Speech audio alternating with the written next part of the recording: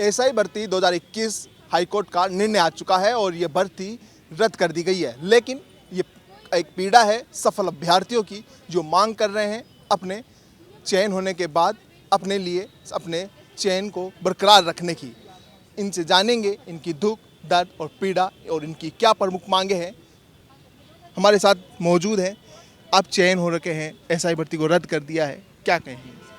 Sir हमारे तो अरमान ही रद्द हो गए। हम ये चाह रहे हैं, हमारे जो ख्वाब देखे थे हमने इस वर्दी को लेके, इस भर्ती को लेके, इस नियुक्ति को लेके, वो अरमान हमारे धराशायी हो गए। हम बयान नहीं कर सकते, हमारा दुख किसको बताए, कौन सुनने वाला है। हमारे परिजन के तो वो रो रहे के तो हम रो रहे। मतलब हम कहीं मुंह दिखाने लायक नहीं छोड़ा हमारे को। एक टाइम में हम सरकार की पारदर्शी प्रक्रिया से सिलेक्ट हो गए। हमारी क्या गलती थी, क्यों हमारे साथ ऐसा अन्याय किया? मैं यही कहना चाहूँगी, अगर हम गलत थे तो हमें 2021 में रोक देना था। क्यों यहाँ तक लाए, क्यों हमारे सपने बर्बाद किए, क्यों हमें उस समाज में दोगला चेहरा दिखाया हमारे को? क्या करें हम, कहाँ जाए? लोग कहते हैं कि तुम्हारे, कई लोग ऐसे कह रहे हैं कि तुम वापस सेलेक्ट होके आ जाओगे।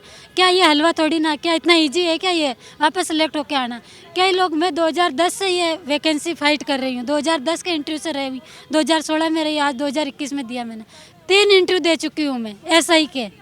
इतना जुनून था मेरा, वो जुनून सब खत्म कर दिया। एक ही झटके के अंदर हमारी सारी आशाएं तोड़ दी। अभी जयपुर आई भी मैं हूँ सर। क्या नाम है आपका? अंबिका नाम है मेरा। आपने कितने टाइम कोचिंग करी, कहाँ से? सर मैंने कोचिंग नहीं की, मेरे पास इतने भी पैसे नहीं है कि मैं कोचिंग कर सकूं। मैं पहले कांस्टेबल थी, मैं तैयारी भी करती थी और अपनी जॉब भी करती थी, दोनों साथ में मैनेज करके मैंने तैयारी की। और अगर मैं कोचिंग करती तो मैं जो नौकरी नहीं कर पाती, नौकरी करती तो कोचिंग नहीं कर पाती। दोनों में से एक चीज़ चलानी मुझे ज़रूरी थी। मैंने अपना कीमती समय, जैसे भी रात मिलती, दिन मिलती, आप सोचते हो कांस्टेबल की जॉब कितनी मुश्किल होती है। एक थाने में इकलौती लड़की थी मैं, फिर भी मैंने मैनेज किया। कभी रात रात भर भाग रही हूँ, कभी दिन दिन भाग रही हूँ, लड़कियों के पीछे भाग रही हूँ, कभी किसके पीछे भाग रही हूँ। आज ये नोटिस सम्मन तामील कराना, वह बयान करवाने जाओ, उस कोर्ट में पैसे कराने जाओ। इस मुश्किल हालातों के बीच में मैंने अपनी टफ ट्रेनिंग, टफ शेड्यूल के बीच में मैंने पढ़ने के लिए टाइम निकाला, और वो टाइम मेरा कहीं ना कहीं सरकार ने चुरा लिया है।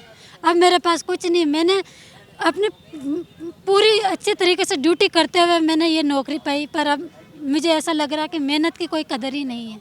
अगर कदर होती तो आज हमारे साथ में नहीं आया, अन्याय नहीं होता। और भी जो अभ्यर्थी हैं उनसे भी हम बात करेंगे। मैडम क्या कहें? सर ये एग्ज़ाम 2021 में आयोजित हुआ, सरकार ने भर्ती निकाली, हमने फॉर्म भरा, फिर सरकार ने हमारा एग्ज़ाम कराया, हमने 3 दिन एग्ज़ाम हुए, हमने एग्ज़ाम दिया। सरकार ने हमारा उसके बाद फिजिकल कराया, हमने फिजिकल दिया, फिजिकल पास हुए। हमने इंटरव्यू दिया, हम इंटरव्यू पास हुए। मतलब जो चीज़ें सरकार ने आयोजित की हमने उसमें भाग लिया, और वो चीज़ें सिस्टम ने आयोजित की हम उनके साथ रहे, सब कुछ सही तरीके से किया। लेकिन एट द एंड सिस्टम ने कुछ ऐसी खामियाँ रह गई जिसकी सज़ा हमें मिली, क्योंकि हम लोग सही तरीके से आए थे। अगर आप देखो कि प्राकृतिक न्याय का सिद्धांत कहता है कि भाई 100 बेगुनाह, मतलब 100 जो गुनहगार है वो छूट जाए, लेकिन किसी निर्दोष को सजा नहीं होनी चाहिए। यही भारतीय न्यायपालिका का सिद्धांत है। लेकिन इसी हमारे जो माननीय अभी न्यायालय ने इसी जो बेसिक सिद्धांत है इसकी पूरी तरीके से अवहेलना कर दी। मात्र 5 से 6% लोग फर्जी है जो पकड़े गए थे, उसके आधार पर आपने बाकी 800 लोगों की बलि दे दी। और कई लोग ऐसे थे जिसको इस जॉब में नियुक्ति मिली, उसके बाद कई सारे और अपॉर्चुनिटी आई, कई सारे जॉब के फॉर्म नहीं भरे, कई सारा में ज्वाइन नहीं किया कि हमारा सब इंस्पेक्टर में सिलेक्शन हो गया। वो लोग कहाँ जाएंगे, उनकी क्या गलती है? और हमारी ज़िंदगी के 4 साल इस एग्ज़ाम में लिए, क्या कोई वापस लौटा सकता है हमें? हमारी जो फिजिकल एफिशिएंसी थी, क्या वे दोबारा वैसी रहेगी हमारी आज से? हमने 23 साल की उम्र में जो फिजिकल पास किया था, आज हम 27-28 साल के हुए, क्या हम दोबारा पास कर पाएंगे? कई लोग थे जिन्होंने ट्रेनिंग में फ्रैक्चर हुए, पैर टूटे, लिगामेंट टूटे, क्योंकि ट्रेनिंग का शेड्यूल बहुत टफ होता है। क्या हम दोबारा वो चीज़ कर पाएंगे? तो मैं यही कहना चाहूँगी कि आज तक राजस्थान में कभी भी नियुक्तियाँ रद्द नहीं हुई है, भर्तियाँ रद्द हुई है, नियुक्तियाँ कभी रद्द नहीं हुई है। 2 साल किसी को नौकरी देने के बाद, उसको पूरा वेतन देने के बाद, सिस्टम का पार्ट बनाने के बाद, उसको पुलिस जैसा एक संगठन जिसके अंदर सब कुछ एक बाकायदा प्रशिक्षणरत होता है, उसे सब कुछ आता है, इतना सब कुछ संसाधन खर्च करने के बाद माननीय न्यायालय कहता है कि भर्ती रद्द कर दो। ये भर्ती नहीं है, ये नियुक्ति है। इस चीज़ को इस तरीके से देखा जाना चाहिए और जाँच चलती रहनी चाहिए, जाँच, ताकि जो दोषी लोग हैं वो बाहर आए और और हम 859 लोग हैं, तो एक एक की अच्छे तरीके से जांच की जा सकती है। और जो जांच एजेंसी है उसके पास ये पूरा अधिकार है और पूरे संसाधन है कि वो हम लोगों से इंडिविजुअल भी एक एक करके जांच कर सकता है। तो यही है। और लेकिन फिर भी हमें सरकार पे और हमारी न्यायपालिका पर भरोसा है। जिस तरह सरकार सिंगल बेंच में, एकल पीठ में हमारे साथ रही, सरकार डिवीजन बेंच में भी हमारे साथ रहेगी, क्योंकि सरकार सही लोगों के साथ है। और कुछ लोग जिन्होंने जो अदर स्टेट की जॉब छोड़ के आए, सेंटर की जॉब छोड़ के आए, क्या वो वापस जा पाएंगे? या जिन्होंने ज्वाइन नहीं किया वो क्या करेंगे? कुछ लोगों ने फॉर्म ही नहीं भरे कि भाई हमारे 4200 ग्रेड पे की नौकरी में हो रहा है तो हम 2400 में क्यों भरे? तो उसका हर्जाना कौन चुकाएगा? कहाँ पहुँचते? सर ये हमारा भी फिलहाल निजी है कि हम डिपार्टमेंट में बंधे हुए हैं, तो इसलिए हम ये नहीं बता सकते कि कहाँ पोस्टिंग है और कहाँ नहीं। लेकिन हम जिला हेडक्वार्टर पर है, आज सैटरडे है। परिजन भी यहाँ मौजूद हैं, हम उनसे भी जानेंगे। खुशी थी, ज्वाइन किया, अब ये निर्णय आया हाई कोर्ट का, क्या? मैं तो प्रार्थना करती हूँ यही भजन लाल जी से, वो बच्चों का ना ध्यान रखे और जैसे पहले साथ थे ना, पहले साथ दे रहे थे, वैसे अभी साथ दें। और बच्चे ना बिल्कुल टूट चुके हैं। बच्चे हमारे से फ़ोन में बात नहीं करते, खाना नहीं खाते। हमें ना 2 दिन हो गए चूल्हा जलाए, हम क्या करेंगे बच्चों के साथ? हमें 2 छोटी बच्ची हैं, एक बच्चा है छोटा। मैं सिलाई करती हूँ, वो बेलदारी करते हैं। बच्चे ये बड़ी बड़ी हैं, जो इसका सिलेक्शन हुआ है, तो हम क्या करेंगे फिर बाद में? ये इनके साथ ही ऐसा हो गया, इस बच्ची के साथ ही, फिर बाद में क्या करेंगे? मैं यही प्रार्थना करती हूँ भजन लाल जी से, भाई बच्चों के साथ रहे और इनका हमेशा साथ दे। जो दोषी है ना उनको पकड़ो, हम ऐसे नहीं बोल रहे, और जो निर्दोष है उनको तो सजा ना दो ना, वो क्यों भोगे बेचारे बच्चे? तो मैं यही प्रार्थना करती हूँ भाई बच्चों का ना बिल्कुल साथ दे भजन लाल जी से। धन्यवाद। देखिए, ये आंसू है, ये मेहनत थी, लेकिन अरमान और एक खुशी थी, लेकिन एक झटके में एक ऐसा निर्णय आया जो सब बहा ले गया। निर्णय आया, बहा ले गया। क्या अचानक हम तो बस यही इंतज़ार कर रहे थे कि फैसला आएगा, फैसला आएगा। हमने कभी सोचा नहीं था कि इतना बेकार फैसला आएगा कि हमें 2 साल किसी ऐसी चीज़ में डाल ले। हम पूरा उसमें ढल चुके हैं, उसके 2 साल हमने पूरी ज़िंदगी जी ली है, और फिर बोल रहे हैं कि आप इसमें बिल्कुल ही इनसे अलग हो जाओ। हैं ये मतलब इतनी नाइंसाफ़ी। घर वाले रो रहे हैं, किसी को खाना नहीं भा रहा, रात को सो नहीं पा रहे, हम किसी को अकेले नहीं छोड़ पा रहे। यहाँ तक की हालत हो रही है कि किसी को अकेले तक नहीं छोड़ पा रहे। हम बैठते तो साथ में बैठते, हर किसी का डर बना हुआ है। मेंटली इतने डिस्टर्ब है कि हम कुछ भी सोचना, बात करना, कुछ भी हमें समझ में नहीं आ रहा कि हम क्या बोल रहे हैं, क्या नहीं कर रहे हैं। और सब हमें क्या बोलेंगे कि चोर है। हम घर जाएंगे तो भी आस पड़ोस वाले से बोलेंगे कि ये भी चोर है, इन्होंने ये भी पेपर देखे लगे। हम किसको क्या साबित करते फिरेंगे? कहाँ तक जाएंगे ये बताओ आप? हम क्या करेंगे, क्या नहीं करेंगे? आप वो और बड़े इजी वे में बोलते हैं कि वापस सिलेक्शन हो जाएगा।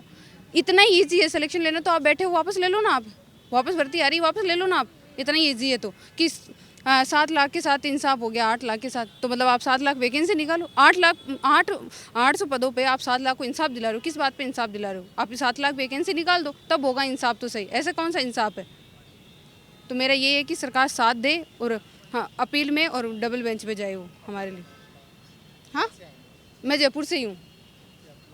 हाँ, देखिए, लगातार जो है एसआई भर्ती का चल रहा था, आंदोलन भी हुए, धरना प्रदर्शन हुए, लेकिन एक हाई कोर्ट से निर्णय आता है और उसको रद्द कर दिया जाता है। लेकिन ऐसे स्टूडेंट, ऐसे विद्यार्थी जिन्होंने घंटों पढ़ाई की, मेहनत की और ईमानदारी से सफलता हासिल की, लेकिन उनका क्या होगा ये आने वाला समय बताएगा। और भी हमारे साथ चर्चा करने के लिए मौजूद है।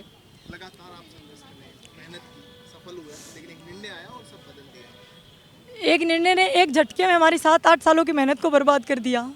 क्या न्याय हमारे मौलिक अधिकार नहीं है? हमारी भी तो सुने कोई। लेकिन क्योंकि हम आरपीएफ में ट्रेनिंग कर रहे थे, हम मीडिया के सामने नहीं आ सकते थे, तो इसका मतलब हम गलत थोड़ना थे। हम कुछ रूल्स के अकॉर्डिंग थे, वहाँ पे बाहर नहीं निकल सकते थे, हम मीडिया के सामने नहीं आ पाए, तो क्या हम गलत हो गए? और मैं खुद 2016 वाली भर्ती जो 2018 में हुई थी, मैंने वो खुद एग्ज़ाम दिया, 894 में मेरी रैंक थी। फिर उसमें मैं 1 नंबर से रही, तो फिर मैं इंटरव्यू तक दिया था मैंने। फिर मैंने 2021 की तैयारी करी। अब 2021 को भी रद्द कर रहे हैं और बोल रहे हैं 2025 में सिलेक्ट हो जाओ। क्या गारंटी है कि 2025 में हम सिलेक्ट हो जाएंगे? एक तरफ वो लोग हैं जो निरंतर लाइब्रेरी में तैयारी कर रहे हैं, और एक तरफ हम हैं जो इतनी मुश्किल ट्रेनिंग करी और धरना प्रदर्शन, इतना मेंटली टॉर्चर, और ऊपर से अब न्यायपालिका के दरवाजे पे हम इस उम्मीद के साथ आए थे कि हमें न्याय मिलेगा, लेकिन न्यायपालिका ने इतना बुरा किया हमारे साथ, कोई सोच भी नहीं सकता। न्यायपालिका ने एक सेकंड के लिए भी नहीं सोचा कि जो सही है उनके साथ क्यों गलत करे। न्यायपालिका बोल रही है 523 लोग पहले वाली नौकरी से आए हैं, भाई 523 उनको पहले भेज दो। तो वो पहले वाली नौकरी क्या उन लोगों ने आराम से ली थी? तो अगर उसमें पहले वाली नौकरी में भी उसने कोई गड़बड़ की थी क्या, तुम लोग वहाँ कैसे भेज सकते हो हमें? हमने इस भर्ती के लिए तैयारी की थी तो हमें इस भर्ती में रखो ना। अगर हम गलत है तो हमें कहीं मत भेजो तुम लोग। और लोग ऐसे ऐसे कमेंट कर रहे हैं कि ये तो फर्जी है, इनको तो एक लाइन में खड़ा करके गोली मार देनी चाहिए। बताओ, हमारी कोई भावनाएं नहीं है, हम इंसान नहीं है कि उच्च न्यायालय सर्वोच्च न्यायालय दोनों बोलते हम मानवाधिकार के रक्षक हैं। कहाँ गए वो रक्षक? सिंगल बेंच ने एक झटके में सब कुछ खत्म कर दिया। हमारा बैच, अगर हमारे बैच में हनुमान बेनीवाल बोलते हैं लगभग सारे फर्जी हैं। एसडीएम तक भी बने हमारे बैच के, डिप्टी बने, कितने तहसीलदार बने, एलाइड पोस्ट छोड़ के तो यहाँ बैठे अभी हमारे साथ, जिनकी भर्ती वो हुई है। लेक्चरर तक की नौकरी छोड़ के यहाँ आए। बताओ उनकी क्या गलती? सिर्फ यही गलती कि हमने 2021 में एग्ज़ाम दिया। हमारी गलती यही कि हमारे पास वोट नहीं है, सिर्फ 800 परिवार हमारे साथ है। क्या सरकार बोलती है हमने 800 लोगों के साथ न्याय किया। अरे मीडिया वालों, आप ये तो पूछो कि क्या इस भर्ती में पेपर लीक नहीं होता तो 800 के साथ 8 लाख लोगों के साथ न्याय हो जाता?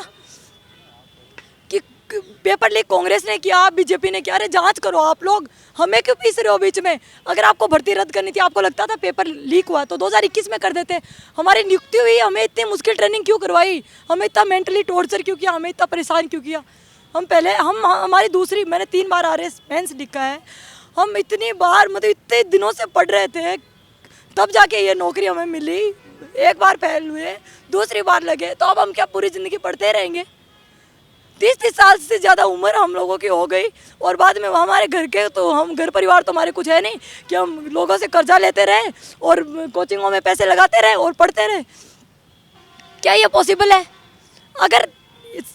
अगर मतलब कि नौकरी इतनी आसान होती ना तो हर घर में नौकरी लगे हुए लोग रहते। हमने मेहनत की है तो हमें हमारा अधिकार मिले बस।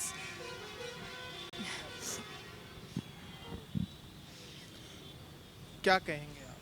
अब क्या कहेंगे, हम सरकार से यही प्रार्थना है भाई बेटी को न्याय दो, जो अन्याय करा है जो उन्हों को दो। अब मैं टोकरी ढो ढो के बकरियाँ चरा चरा के बेटी को यहाँ तक पहुँचाई हूँ। हम भजन लाल से यही प्रार्थना है हम हिम्मत हार सके, बच्चों के साथ रहो, बच्चों के साथ अन्याय मत करो। हम क्या करेंगे, हम मर जाएंगे। बच्चों के साथ अन्याय मत करो, बच्चों को न्याय दो। भजन लाल से यही प्रार्थना है, बच्चों के साथ अन्याय मत करो। जैसे पहले साथ रहे थे वैसे ही साथ रहो, सरकार से यही प्रार्थना है। मंजूरी कर कर के पेट भरे थे बच्चा, यहाँ तक 2 लड़कियाँ हैं, एक छोटी है एक छोटा लड़का है। माँ बाप तो बूढ़े हो गए, अभी वो हम कैसे मुंह दिखाएंगे गांव में? सब बोलते हैं ये तुम्हारी लड़की के पैसे, हम कहाँ से लाएंगे? गरीब आदमी इतने पैसे। तुम भी पैसे दे के अपनी लड़की को लगाइए, कैसे मुंह दिखाएंगे? सब बोलते हैं तुम्हारी लड़की के पैसे दिए इसलिए। थानेदारों की नौकरी रद्द हो गई, हम मुंह दिखाने लायक नहीं है। हम भजन लाल से यही प्रार्थना करते हैं भाई बच्चों का साथ दो। देखिए, ये आंसू है, ये पीड़ा है, क्योंकि ये मेहनत के हैं और मेहनत से अपने बच्चों को पाला पोसा और आगे पढ़ाया लिखाया और बच्चे सफल हुए, ईमानदारी से नौकरी लगे। लेकिन एसआई भर्ती 2021 में फर्जीवाड़ा हुआ, पेपर लीक हुआ और उसका खामियाजा इन बच्चों को, इनको भी, माता पिता को भी भुगतना पड़ा। ये आंसू है, ये दर्द है, ये पीड़ा है, ये उस भर्ती रद्द के आंसू है जिसने कि ईमानदारी से अपने बच्चों को आगे बढ़ाया था, उनको हौसला बढ़ा के उनको पढ़ाया लिखाया और उम्मीद थी कि अब बच्चे सक्सेस हो गए हैं तो ज़िंदगी में आराम है। लेकिन अब आगे क्या होगा ये तो वो भगवान जाने। लेकिन ये पीड़ा और ये दुख अब कितना सहेंगे? कैमरा पर्सन सुरेश के साथ मैं अभिषेक, जयपुर।